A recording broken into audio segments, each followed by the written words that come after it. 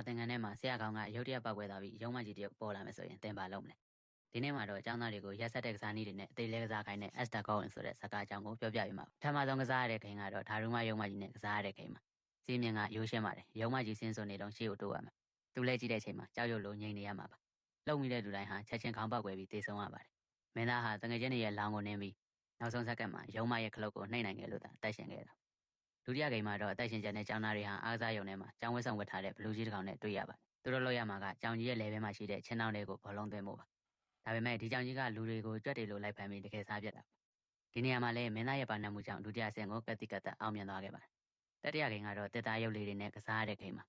အရုပ်တွေကကျောင်းသားတွေကိုဝိုင်းထားပြီးသူတို့နောက်မှာဘယ်ရုပ်ရှိနေလဲဆိုတာမှန်အောင်ပြောခိုင်းတာပါမှားတာနဲ့ချက်ချင်းတက်ခံရမှာဖြစ်ပြီးအချိန်ပြည့်တဲ့အထိမှန်အောင်မပြောနိုင်ရင်လည်းအားလုံးသိရမှာပါဒီဂိမ်းမှာမင်းသားဟာသူ့ရဲ့ကြားအယုံကိုတုံးပြီးတငယ်ချင်းတွေကိုကယ်တင်ဖို့ကြိုးစားခဲ့ပါတယ်မင်းသားကတော့အဆင့်30အထိအသက်လူပြီးကြော်ဖြတ်လာနိုင်ခဲ့ပါတယ်ဒါပေမဲ့ဒါကအစပဲရှိပါသေးတယ်နောက်ထပ်ပိုးရက်ဆက်တဲ့ဂိမ်းတွေကြက်မှသေးတယ်နောက်ထပ်ကြံနေတဲ့ဂိမ်းတွေမှာရောဆက်လက်အောင်မြင်သွားအောင်မလားဆိုတာစောင့်ကြည့်ပေးကြပါဦးဗျာ